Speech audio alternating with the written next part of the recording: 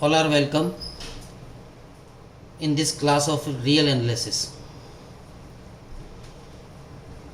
In last video, we have proved rational density theorem, and today we are going to prove irrational density theorem. अपरिमेय सघनता प्रमेय. Rational density theorem या परिमेय सघनता प्रमेय में हमने कल ये प्रूव किया था कि between any two different real numbers A and B, A is not equal to B, there exist infinite number of rational numbers. जैसे रियल लाइन पर ये दो डिफरेंट रियल नंबर्स हैं, तो इनके बीच में infinite number of rational numbers विद्यमान होते हैं. अनंत परिमेय संख्याएं विद्यमान होती हैं, चाहे ये दोनों नंबर कितने ही पास पास क्यों ना हो. आज हम प्रूव करने जा रहे हैं इर्रेशनल डेंसिटी थ्योरम, और उसमें हम ये प्रूव करेंगे कि between any two different real numbers there exist infinite number of irrational numbers also. तो अगर ये दो भिन्न भिन्न वास्तविक संख्याएं हैं तो इनके मध्य अनंत अपरिमेय संख्याएं भी विद्यमान होंगी, ये प्रूव कर रहे हैं. तो परिमेय की जगह अपरिमेय है, बाकी वही थ्योरम है. तो थ्योरम का स्टेटमेंट, इर्रेशनल डेंसिटी थ्योरम, अपरिमेय सघनता प्रमेय. तो स्टेटमेंट ये हो जाएगा कि किन्हीं दो भिन्न भिन्न वास्तविक संख्याओं के मध्य अनंत अपरिमेय संख्याएं विद्यमान होती हैं.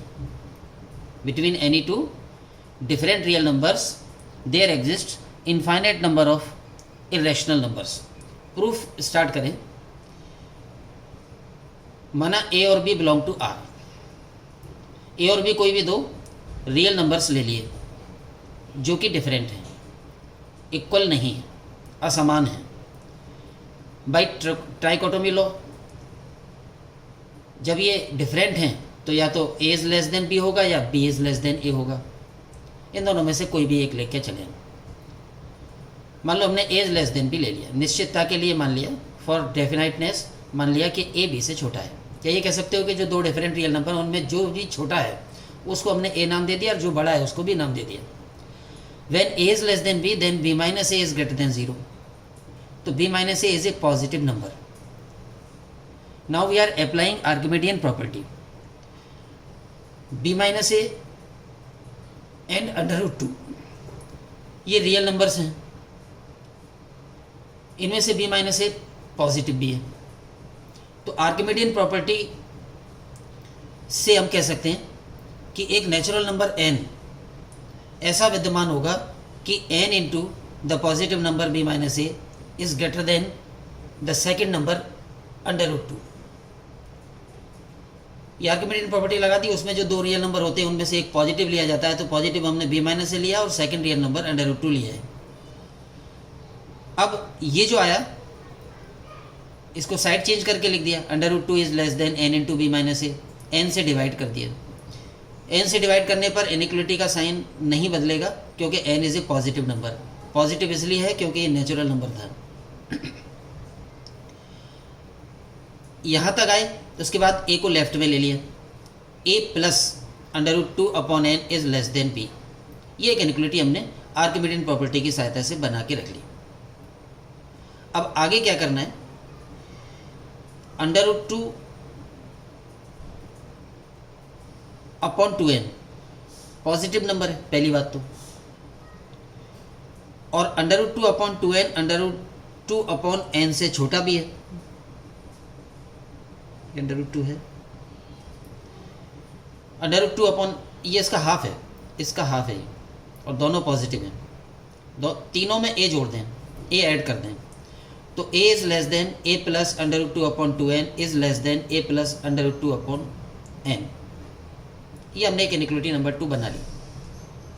और इस इनइक्वलिटी और इस इनइक्वलिटी को मिला दें तो यहाँ से देखें ए से बड़ा ये और इससे बड़ा ये और इससे बड़ा b वो यहाँ पर है, तो दोनों तीनों को मिला के लिख दिया. ये हमने क्यों किया, ऐसा करने से हमें ये हुआ कि जो ए और बी दो डिफरेंट रियल नंबर्स हमें दे रखे थे, उनके बीच में हमने दो नंबर और प्राप्त कर लिए। अब ये दो क्यों प्राप्त किए वो आगे समझ में आ जाएगा। इस इनइक्वलिटी को प्राप्त करने के बाद अब हम इस पर आए। जैसा कि हम जानते हैं, हमने ये पढ़ा है कि Q जो फील्ड ऑफ रैशनल नंबर्स होता है, क्योंकि ये फील्ड होता है और इसमें एडिशन एंड मल्टीप्लिकेशन दोनों बाइनरी कंपोजिशंस होती हैं, तो कोई भी दो परमेय संख्याएं ली जाए, उनको जोड़ें तो भी परमेय आएगा, घटाएं तो भी परमेय आएगा, गुणा करें, भाग दें। परमेय संख्याओं के योग, गुणन, घटाना और भाग से परमेय संख्या ही बनती है। ये हमने परमेय संख्याओं के बारे में पढ़ा है। और एक परमेय और एक अपरमेय होती है तो अपरमेय आती है, वो भी हमने एक एग्जाम्पल में प्रूव किया था।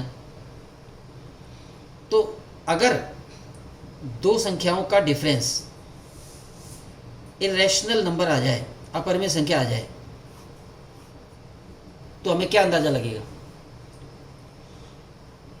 अगर इन दोनों का डिफरेंस इरेशनल नंबर आ रहा है तो इसका मतलब है कि ये दोनों ही रैशनल नहीं हो सकती, क्योंकि अगर ये दोनों ही रैशनल होती तो इनका डिफरेंस भी रैशनल ही आता।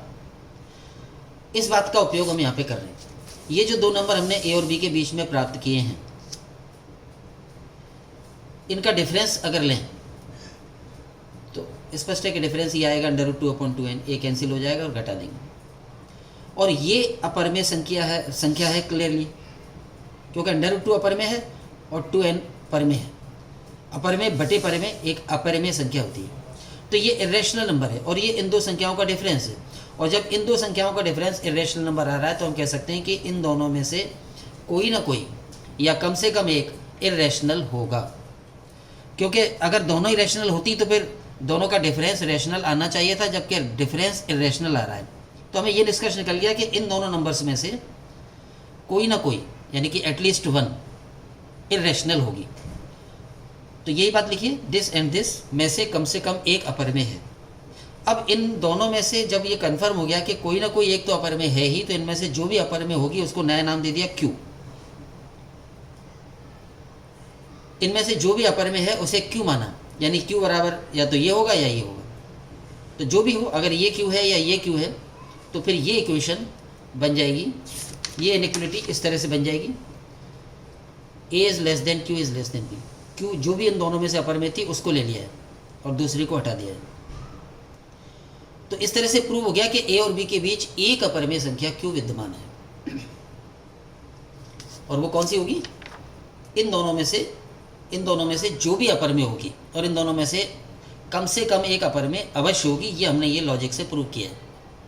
तो अगर ये अपरमेय है तो इसको Q मान लिया और इसको छोड़ दिया, तो अपने आ गया A is less then Q is less then B। और अगर ये अपरमेय हुई तो इसको Q मान लिया, इसको छोड़ दिया, तो आ जाएगा A is less then Q is less then B। और अगर दोनों ही अपरमेय हुई तो दोनों में से कोई एक ले लो, उसको Q मान लो, दूसरे को छोड़ दो। तो अब ये कंफर्म हो गया कि A और B के बीच एक अपरमेय संख्या Q विद्यमान है। A तथा B के मध्य एक अपरमेय संख्या Q विद्यमान है।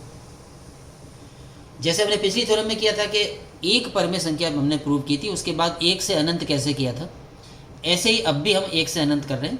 एक अपरमेय संख्या विद्यमान है A और B के बीच, ये प्रूव हो जाने के बाद अब हम ये कहें कि क्योंकि क्या प्रूव हो गया है कि दो डिफरेंट रियल नंबर हों तो उनके बीच एक अपरमेय संख्या होती है, तो अब इसी बात को A और Q के लिए यूज़ करें। A और Q भी डिफरेंट रियल नंबर है, तो इनके मध्य भी कोई ना कोई अपरमेय संख्या Q1 विद्यमान होगी, जैसा कि अभी प्रूव हुआ उसके अनुसार। तो अगर A और Q के बीच Q1 है तो ये इनइक्वलिटी फिर इस प्रकार आ जाएगी, A Q1 QB। तो इससे सिद्ध हो गया कि A और B के मध्य दो अपरमेय संख्या है, Q1 और Q विद्यमान है।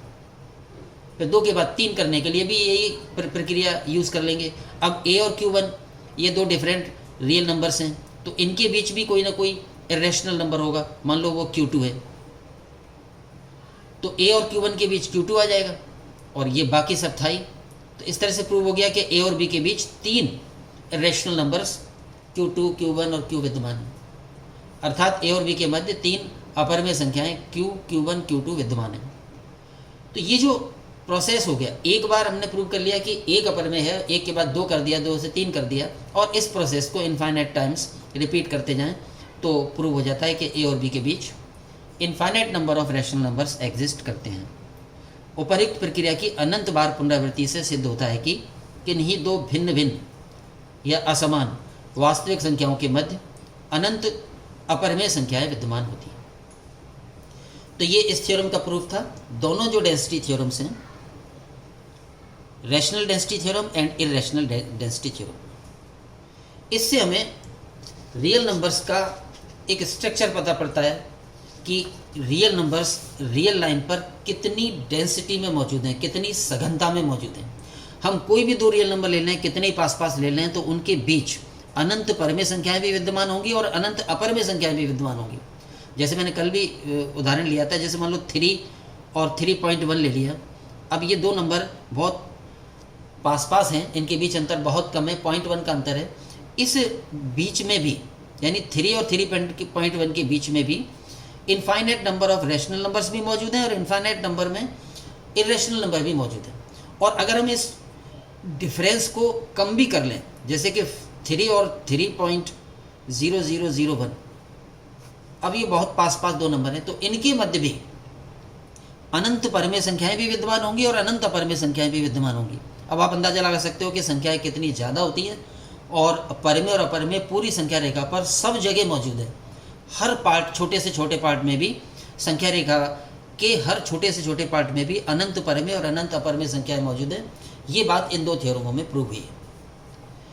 तो इन दोनों थ्योरम्स को समझें, पढ़ें और याद करें। आज के लिए इतना ही। सभी को धन्यवाद। जय हिंद।